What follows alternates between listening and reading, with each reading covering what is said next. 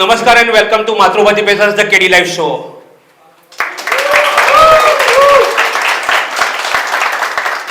આવું જેટલી બે વખત બોલાય તમે સમજી ગયા ને શું કરો, સેટ થઈ ગયા બધા. ભાઈ માતૃભાતી કહે છે કે 3 વખત કાપી શકો, ભલે તમે 2 વખત બોલ્યા. પણ કેટલા લોકોએ માતૃભાતી એપ ઇન્સ્ટોલ કરેલી છે? સાચે કહેજો સર, તમે તો સર રાઇટર છો. જે લોકોને ખરેખર કન્ટેન્ટ ગમે છે ગુજરાતી, અને ખાસ કરીને જે રાઇટર્સ પોએટ્રી લખે છે, સ્ટોરી ટેલિંગ ના અંતે, અથવા તો ભાઈ તમે બુક પબ્લિશ કરવા માંગો છો, માતૃભારતી અત્યારે સ્ટેજ પર છે કે તમને હેલ્પ કરશે and they will help you for all the stages. તો એ એપ તમે સૌથી પહેલાં તો ડાઉનલોડ કરજો, અને બહુ મજા આવી એપ છે. ફ્રી વર્ઝન બી છે અને પેડ વર્ઝન બી છે. અને ત્યાં જાઓ તો સૌથી પહેલાં કેડી લાઈવના વિડીયો જોઈ લેજો. ના એટલે મને કીધું તું પ્રમોશન થોડું કરતા રહેજો. સો એનીવેઝ, કેટલા લોકો શું કહેવાય એન્જિનિયર છે અહીંયા? તમે પાછળના તો ખબર છે સર, તમે બી એન્જિનિયર કેમ? એટલે ચાલુ છે ભણવાનું આધા મતલબ વાંધો નહીં સર. સી અડધેથી મૂકી તો બી કહેવાય તો એન્જિનિયર જ, કારણ કે કેટેગરી આપણી એ જ ગણાશે ત્યાં આગળ. એટલે ટેન્શન લેવા જેવું નથી સર. સી નોર્મલી, અને કેટલા લોકો કોર્પોરેટમાં કામ કરે છે? અચ્છા, કોર્પોરેટ વાળા જેવા બધા પાછળ જ બેઠા છે સર, સાઈડમાં, કે ભાઈ આપણને શું છે શાંતિ. એક તો આખા દિવસનું પ્રેશર ખતમ કરીને આવ્યા હોય ને તમે યાર ક્યાં અહીંયા પાછું. Do you love your boss?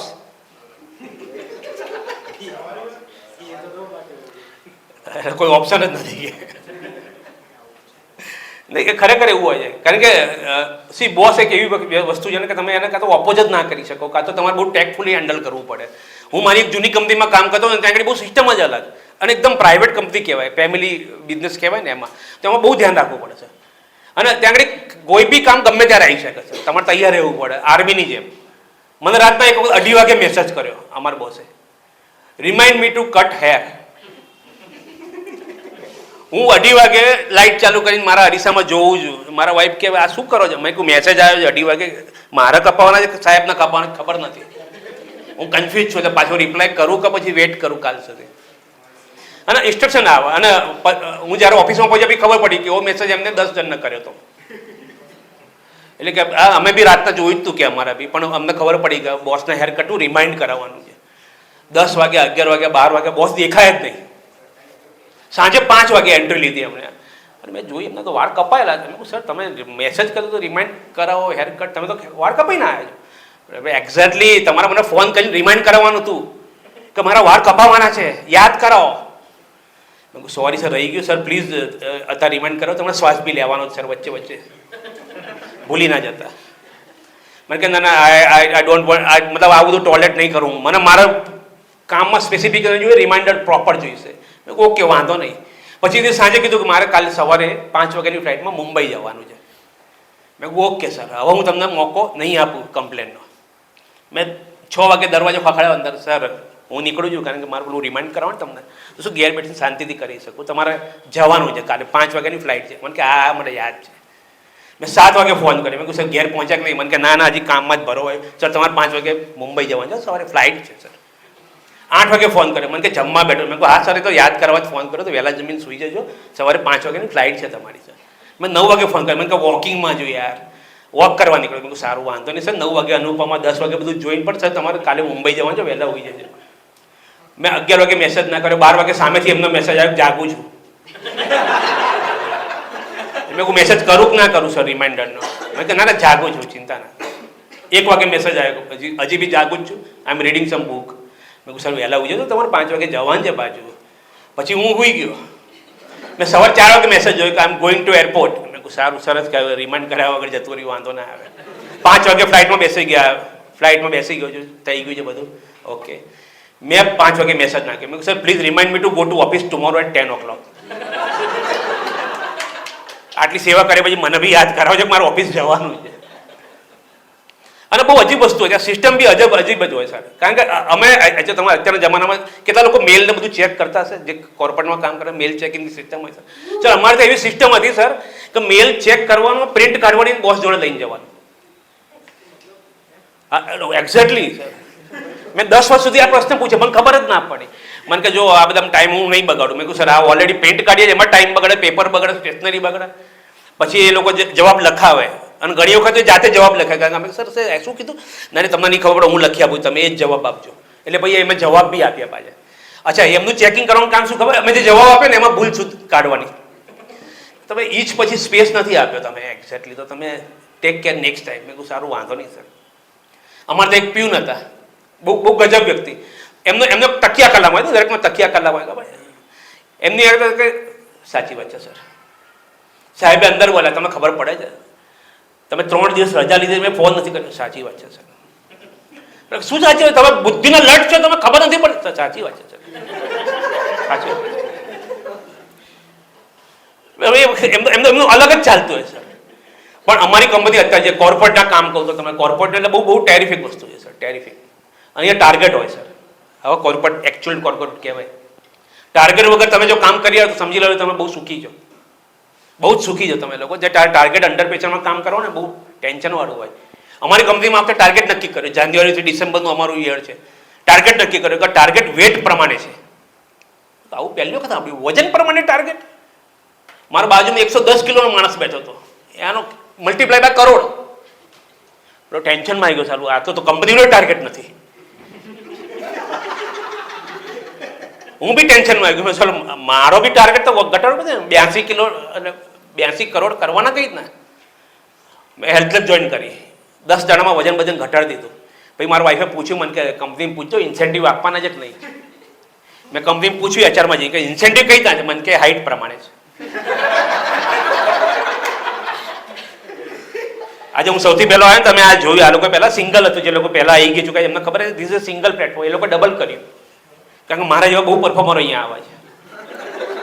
કારણ કે કમ્પ્લેન આવે પાછળ દેખાતું જ નથી કે અમને કે. મેં કીધું ઠીક છે, મને ઘણા લોકો નહીં દેખાતા હતો તો અમારે શું કરવાનું. મેં કે ના ના. પછી અમને અમારા એચઆરમાં બોલાયા, મને કે આ કેટલોગ લો અને તમે લોકો હેલ્થ ક્લબ જોઈન કરો. લોકો તમે લોકો આળસુ માણસો. કારણ કે જે લોકો એને કીધું કે જે લોકો સ્ટ્રિક્ટલી ફોલો નહીં કરે ને એમના ઉપર એક્શન લેવામાં આવશે. મેં કહું વાંધો નહીં, અમે હેલ્થ ક્લબ પહોંચી ગયા. હું મારો ભાઈબંધ ભાવી બધા અમારા એન્જિનિયરો જોડે જ અમે ત્યાં ગયા. તો પેલો હેલ્થ ક્લબ એટલે કે હેલ્થ ક્લબ તમે ગયેલા છો સર? કેટલા લોકો જાય છે? હા, જીમ રેગ્યુલર. હા, જાન્યુઆરીમાં ગયા હશે બધા. સૌથી વધારે કમાણી હેલ્થ ક્લબમાં જાન્યુઆરીમાં થાય છે સર. પછી લોકો આવતા જ નથી. એનો મહિનો 6 મહિનાથી નીચેનું પેકેજ આપતા નથી. અમે લોકો ત્યાં આગળ પહેલાં હેલ્થ ક્લબમાં દર્શન કરાય બધી જગ્યાએ. શું છે આ રીતના મશીન છે, આ રીતના બધું. અને તમે ફ્રી કરો તો કરો સર. એક મશીન છે ત્યાં આગળ, એક મશીન હતું, મને નામ નહીં ખબર કારણ કે હું બહુ પુઅર છું. એમાં એક મશીન હતું જેમાં બેસીને તમારે આમ ખેંચવાનું, એટલે અંદર ગોળ ચકેડા જેવું હોય, ડીશ ફરે અને આમ આવવાનું પછી પાછું જાય. તો અમારા ભાઈ બે જોરથી ખેંચીને તો ડીશ ફરીને બહાર આવી ગઈ તાર. પેલા તાત્કાલિક કેબિનમાં બોલાય, મને કે બેસો તમે બધા કઈ કંપનીમાંથી આવ્યા છે. પછી અમે બ્રોચર બતાવ્યું, કેટલો બતાવ્યું કે આ કંપનીમાંથી. મને કે આનું બિલ થશે 45,000નું. મેં કહું તો અમે બનાવી દો, વાંધો નહીં. અમે કંપનીને અમે બિલ બનાવ્યું, ઓફિસમાં પહોંચ્યા. મેં કહું વાઉચર ના આપ્યું. મેં કહું સર આ બિલ આવ્યું છે. કે તમે કર્યું શું એવું? તો ત્યાં જઈને આટલો બધો ખર્ચો તો એમને નથી થતો. પછી અમને ખબર પડી કે ભાઈ હવે HR will take care. But ત્યાં આગળ ઇમિડિયેટલી નોટિફિકેશન આવી ગયું કે વી હેવ ન્યૂ બોસ. કારણ કે અત્યારે જે લોકો હતા ને એમાં અમને લોકોને જલીલ કર્યા હતા બધા. 5-6 જણને જે વોર્ડિંગ આપી ને, કેટલોગ આપ્યા, એમને નહોતા આપ્યા. કોન્ફરન્સ રૂમમાં બોલાયા અને 5 જણને ઊભા રાખ્યા. બાકી બધી પબ્લિક બેઠેલી હતી આરામથી. મેં કહું આપણે કંઈક ગુનો કર્યો છે? મને ના, તમે બધા ઓવરવેટ છો એટલે તમને સાઈડમાં ઊભા રાખ્યા છે. અને એ ટાઈમે મિટિંગની અંદર પહેલી વખત એવું થયું સાહેબ સમોસા ના આવ્યા અને અમને કાઢ્યા બી કદાચ મંગાવ્યો તો અમને આપ્યા નથી. પણ પછી એક મેલ આવ્યો કે ભાઈ આ બધું સિસ્ટમની ફોલો નહીં કરવાની, ટાર્ગેટ બાર્ગેટ બધું નોર્મલ નેચરલ જે છે એ પ્રમાણે થશે. કારણ કે we have a new boss. Boss મજા આવી જશે. New boss. થોડી વાર તો દરવાજો ખટખાના અંતે એક જાડીઓ માણસ અંદર આવ્યો, આમ કોટ માણમાં અહીંયા પહોંચતો હતો. એનો કોટની આ જે ધાર હોય ને, મેં બોસ આવો જ બોસ જોઈએ. મેં તો બોસ ચિંતા ના કરો, ફટાફટ બધા ફરીથી મિટિંગ. આ વખતે અમે 6 જણ બેઠેલા હતા, બાકીના બધા ઉભેલા હતા. આવું સન્માન માન સન્માન તો મળ્યું જ નહીં કોઈ દાડો. માન કે બોસ જો સામે જો પૂરી માણસ દાબેલી વડાપાઉં ચાવતો હતો વાત કરતો હતો. અહીંયા આગળ થક્કો પડ્યો હતો આખો. મને કહે ટેન્શન નહીં લેવાનું ભાઈ, આવું થયું કરે. અને આપણે છે ને હેલ્થ ઉપર ધ્યાન આપવાની કંઈ જરૂર નથી, ચિંતા ના કરો. પણ ટાર્ગેટ તમારો બધું એમને થઈ જશે, વાંધો ને. અમે બોસ તો આવો જ જોઈએ. એ વખતે બોસ તમે નહીં માનો 10 સમોસા આપ્યા હતા અમને મિટિંગમાં. અમને નતા ખબર ઘેર લઈને ગયો. મારા બાજુવાળા કાકા છે, એમને ખબર પડી કે અમને હેલ્થનું કંઈક કીધું છે, તો મને સવારે 5 વાગે બીજા દર ઉઠાડ્યો. મને કે કેડી ઉઠ, ચાલ ફટાફટ ચાલવા ચાલ. એવું કાકા બહુ વધારે બધું પ્રેશર થાય છે. હું હેલ્થ ક્લબમાં બી જઉં, ચાલવા બી જઉં, બધું. મને કે તું ચાલતો ખરા. થોડા બહાર નીકળ તો ગજવામાંથી મોટો કાઢીને આમ આપ્યું હાથમાં કંઈક. મેં કહું શું છે આ? તો જોયું તો કાજુ બદામ. મને કે ખા ચિંતા ના કર. આગળ જઈને રિક્ષા ઊભી રાખી, બહાર નીકળી. મેં કાકા આપણે ચાલવા નથી આવ્યા. મને કે તું ટેન્શન ના લે, ત્યાં દેખાડવું પડે આપણે ચાલવા જઈએ છીએ. ના પડી ગઈ રિક્ષા કહીને અમે સીધા પહોંચ્યા ઇસ્કોન ગાંઠિયા. ત્યાં કાકાને ખાતું ચાલે. પેલો કાકા ગરમ જ છે, ગાંઠિયા આપું કે પછી ફાફડા ખાવા છે? પેલો કે 2 લાય. બધું પતઈને ભાઈ ઘેર આવ્યા. મને ઘેર આવી બા બૂમ પાડો બાજુમાં. મને કે આ નાસ્તો કરીને અમને કંઈ આપતા નહીં હો. આખો દાડો કંઈ ખાવાના મળે સર. કારણ કે આ અજીબ લોકો હોય. કારણ કે તમે જે વોકિંગ કરવા જાઓ ને સર, વોકિંગની અંદર બહુ બધા નોટિફિકેશન હોય છે સર. તમે તમારી સ્વેચ્છાએ જાઓ તો એને તો જ મોર્નિંગ વોક કહેવાય, બાકી વોર્નિંગ વોક કહેવાય. અને તમે જે અંકલ હોય ને અમારે જેવા બધા જતા હોય ને ચાલતા જતા જોતા હોય, જેને ટર્નિંગ વોક કહેવાય. પણ કરી લેવું સારું સર, વોક ને બધું પ્રેશર ના લેવું સર. આપણી વચ્ચે બહુ સરસ મજાના ગેસ્ટ છે, એનું ઇવેન્ટ હું પછી કરીશ. પણ અમારા સુરજભાઈએ એક સરસ મજાની બુક લખી હતી, મેડન ટેસ્ટ. એનું લોન્ચિંગ હતું. બુક લોન્ચ મેં પહેલી વખત મારી જિંદગીમાં જોયું. બુક લોન્ચ એમાં બુક લોન્ચ આ અંતે બધું. પછી થોડી વાર મેં કહું સારું, મેં મેસેજ કર્યો સુરજ. મેં કહું નાસ્તો ક્યારે છે? મને કે આ બુક લોન્ચ છે ભાઈ, જમણવાર નથી અહીંયા, ભાઈ લગ્નમાં નથી આવ્યા. હું મેસેજ કરતો હતો તો એક ભાઈ આવ્યા મારી જોડે. મને કહે તમે કંઈક લખો છો boss, I can feel it. મેં હું મેસેજ લખું છું કે ઘરે જમવાનું રાખજો, અહીંયા નાસ્તો નથી. મને કે એવું નહીં, યુ આર એ રાઇટર, તમારામાં દેખાય છે મને. મેં કહું રાઇટર છું પણ હું સોસાયટીનો ખજાનચી છું સાહેબ, હિસાબ લખું છું. અને લોકો કમ્પ્લેન કરે છે કે સૌથી વધારે ખર્ચો છે ને ગટરનો ને એનો જ થાય છે. મેં કીધું એટલે થાય સર. પછી કે ના ના ના ના તમે કહો લખી આપીશું, વાંધો નહીં. મેં કહ્યું પછી મળો શાંતિથી, મારા રાઇટિંગમાં પડવું નથી. સોસાયટીમાં કેટલા લોકો, આમ તો નોર્મલી હોય એવું પૂછાય જ નહીં. હું પૂછવા જતો હતો સોસાયટીમાં કેટલા લોકો રહે છે. ભાઈ અમુક લોકો ફ્લેટમાં બી રહેતા હોય. હું વાત કરી રહ્યો છું સોસાયટીની. એ સોસાયટીમાંથી જેમાં તમે બહાર નીકળો તો 15 જણા તો તમને રસ્તામાં મળે. તમે હા, અમારી સોસાયટી એવું જ છે. અને સોસાયટી એટલી ક્લોઝ છે કે નીચે 4 ફ્લેટ, ઉપર 4 ફ્લેટ, બધાના કોમન બાથરૂમ એક સાથે થાય. હું સાહેબ ખોખરા પછી કહી દઉં કોણ નાવા બેઠો હશે બોલો. જોર જોરથી નાકનું કરતો ને તો નક્કી દિનેશભાઈ નાવા બેઠા હવે, સ્કૂલનો ટાઈમ છે એમને 6 વાગ્યાનો. બોલો કઈ બી 4 વખત ફ્લશનો અવાજ તો સમજી લેવાનું કે મનસુખભાઈ બેઠા છે. કારણ કે ચોખ્ખા છે એટલે ફ્લશ બહુ કરે એ લોકો સોસાયટીમાં. જ્યારે અને એમાં ભાઈ મને ખજાનચી બનાવે એટલે લોકો ગમે ત્યારે મેન્ટેનન્સ આપવા આવશે. એમાં કોઈ રૂલ નહીં, ગમે ત્યારે આવી જાય મેન્ટેનન્સ આપવા. મને કે લોન બસ. હું સોસાયટીમાંથી બહાર નીકળતો, સરસ મજાનું મારો કંપનીમાં મિટિંગ હતી તો આપણે તૈયાર બેન થઈ ગયા હોય, ત્યાં આગળ કરોડોની વાત ચાલતી હોય, 80 કરોડમાંથી આપણે 72 કરાવવાના છે ને એ બધું ચાલતું હોય. સૂટ બૂટ પહેરેલો હોય, ટાઈ બાઈ પહેરી હોય. તો જેવા તમે બહાર નીકળો ને એટલે એક બેન બોલાવે ભાઈ આ પેલું જો ને જરા ટોયલેટમાં બેક મારા છે યાર. હું કહી દઉં છું પેલું આવીને જોઈ જશે ગટર. ના ના તમે જોઈને જાઓ, એ દર્શન કરાવો બધું આપણને હવાર હવારમાં. થોડા આગળ નીકળો ને તો એક કાકા આવે અને એ જે સ્પીડમાં આવતો ને ત્યાં પાછળ એક બોર્ડ માર્યું છે ભાઈ જલ્દી કર, કલ મેરે કો પનવેલ નીકળના. એટલે હું ત્યાં જતો રહ્યો. એવું કાકા શું છે? જય શ્રી કૃષ્ણ. મને 100 રૂપિયા કાઢીને આપ્યા. હું પગે લાગ્યો. મેં કહું મારા બર્થડે ના આપ્યા હશે એમ. મને કહે નથી મેન્ટેનન્સ છે, મેન્ટેનન્સ. મેં કાકા મેન્ટેનન્સ 200 રૂપિયા છે, તમે 100 બાકીના પછી આપી દઈશું. મેં કહે તમે જ આપશો ને ત્યાં સુધી રહેશો જ ખરા ને તમે, બીજા કોઈ જોડે નહીં લેવો પણ લખીને જજો બધું તમે જે કરો. નવરાત્રી અવતાર સાહેબ બહુ સખત ત્રાસ થઈ જાય. પહેલાં તો બધું નક્કી કરવામાં આવે કે આપણે શું કરવાનું, કેટલા પૈસા ઉઘરાવવા, નાસ્તો આપણે કરાવવો છે કે પછી બહારથી લાવીશું, શું કરવું છે કે મહારાજ બેસાડા રહ્યા છે. બહુ બધી ચર્ચાઓ થાય છેલ્લે. પછી છેલ્લે એક જણ કહે કે એ તો બધું ઠીક છે પણ દર વખતે તમે એકના એક ગીતો વગાડો એ ચેન્જ કરજો. હા ટોપિક છે એટલે 10 જણા આવી જાય, સીડીઓ બધું આપી જાય, પેનડ્રાઈવ બેનડ્રાઈવ બધું આપી જાય બાપુ. અને જેવું નવરાત્રી ચાલુ થાય ને સાહેબ એટલે સૌથી પહેલાં તો ગ્રુપમાં મેસેજ કરવાનો ચાલે આજે નાસ્તો શું છે. એટલે એ પછી સસ્પેન્સ રાખવાનો હોય અમારે બી, કારણ કે બધું કહી દઈએ તો લોકો ઘેર ખાઈ દઈને ત્યાં આગળ ખાવા વધારે. એટલે અમારે સસ્પેન્સ રાખવાનો હોય. એટલે કે બહુ જોરદાર નાસ્તો હેવી છે, બહુ આન તેને. ભાઈ રાતના નીકળે 2 વાગે નાસ્તો મને સમોસાનો. મેં કહું આ તો હું ઓફિસમાં બપોરે ખાઈને આવું છું રોજ. પણ સોસાયટી બહુ ટેરિફિક વસ્તુ હોય છે અને મજા આવે સોસાયટીમાં. તમારે રહેતો જ મજા. મેન્ટેનન્સ ભરો છો બધા રેગ્યુલર? ભરતા રહેશે ને સોસાયટીને સપોર્ટ કરજો, કારણ કે આપણે સોસાયટીમાં રહેવાનું છે ભાઈ. એટલે હું ખજાનજી છું આ નવી સોસાયટીમાં બી. હું નવી સોસાયટીમાં રહેવા ગયો ને તો ત્યાં આગળ ખાલી આમ તો નોર્મલી હું શેર બેર કહેતો નથી, પણ મેં શાયરી તમને કહું છું કે ભાઈ મંજિલે ઉन्हीं को मिलती है, મંજિલે उन्हीं को मिलती है जिन्हें ग्राउंड फ्लोर नहीं मिलता. મારે 13મા વારે ફ્લેટ લેવો પડ્યો. મને કે સાહેબ તમે બહુ મોડા પડ્યા. મેં કહ્યું હું દુનિયામાં મોડો આવ્યો? ના અમારી સ્કીમમાં તમે બહુ મોડા આવ્યા એમ. 13મા માળે, કારણ કે બધું ભરાઈ ગયું હતું. 13મા માળે ગયા, અમે રહેવા ગયા. 2-3 દિવસ પછી મારા વાઈફે કીધું કે ઘરમાં મદદ કરાવો હવે થોડી. મેં કહું વાંધો નહીં, શું કરવાનું છે? મને કે આ કપડાં સૂકી દો. અમે કપડાં સૂકવા માટે ખાલી બારી ખોલી અને આમ કપડું અંદર લઈ ગયું, જબરજસ્ત પવન આવે, ટેરિફિક પવન. કપડું લઈ જાઉં ત્યાં તો હુકાઈ ગયું. મેં બીજું લીધું, 2 મિનિટની અંદર તો બધા કપડાં સુકાઈ ગયા. હું ટેન્શનમાં આવી ગયો. મેં કહું તો સૂકવેલા જ આપ્યા છે, ટેસ્ટિંગ કરતા હશે. મેં મારા વાઈફને કીધું, મેં કહું તો હુકાઈ ગયા બધા. મેં કે ના હોય, કાલે હું ટ્રાય કરીશ. એમને ટ્રાય કર્યો, એમને બી સેમ વસ્તુ થઈ. અને આ વાત ધીરે ધીરે સોસાયટીમાં ફેલાઈ ગઈ.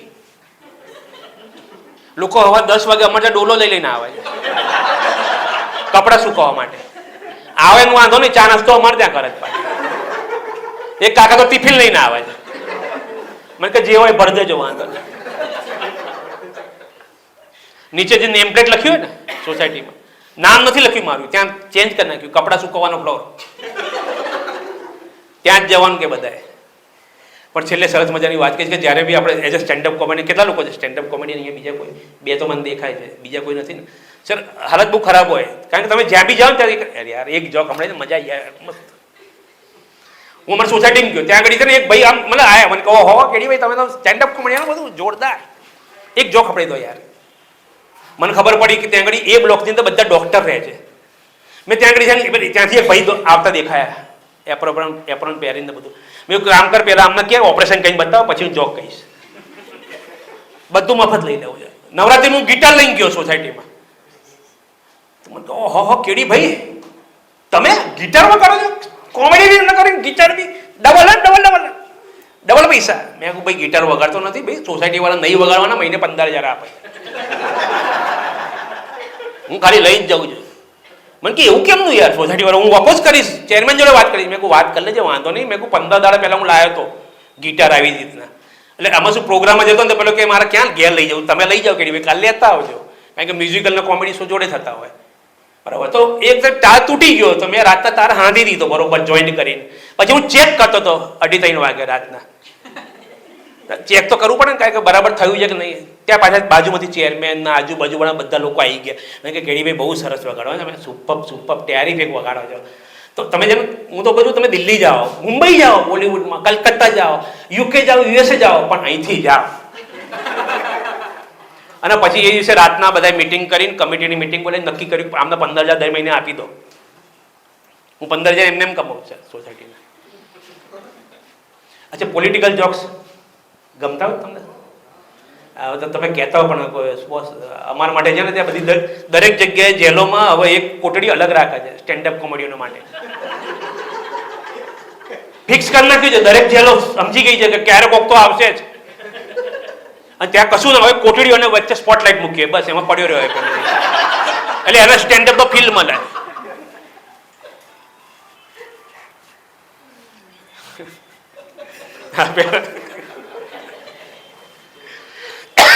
પણ હું એવું માનું છું કે આપણે આ દેશમાં છે ને ફક્ત 2 જ પાર્ટી હોવી છે, બીજી કોઈ પાર્ટીને અવકાશ નથી. તમે સમજી ગયા છો કઈ 2 પાર્ટીની હું વાત કરી રહ્યો છું.